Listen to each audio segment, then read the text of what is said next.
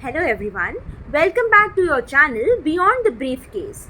So, I am here today to discuss with you the case of Vishakha versus State of Rajasthan and others 1997, which is a very landmark case and discusses or is regarding the protection of women against sexual harassment that they face at their workplaces.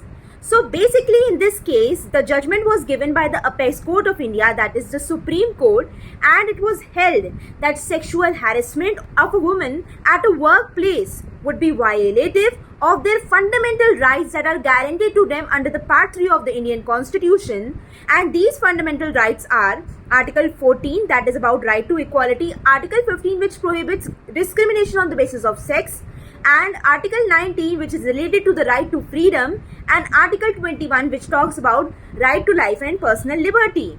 These all rights would be violated whenever a woman is faced with this crime of sexual harassment at workplaces.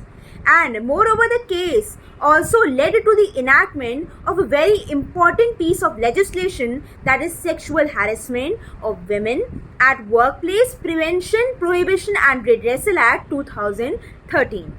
So what do you basically understand by sexual harassment? Sexual harassment basically means a form of sexual discrimination that would involve unwelcomed or uninvited comments, actions or behavior that are of a sexual nature. So there could be certain types as well of this sexual harassment.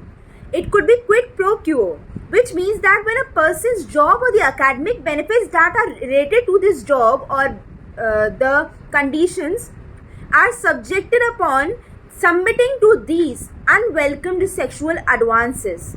Second is hostile work environment.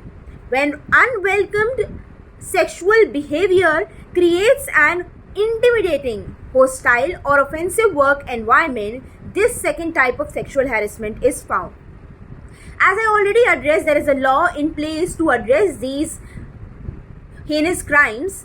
Still, the implementation of these laws is much needed in a proper manner.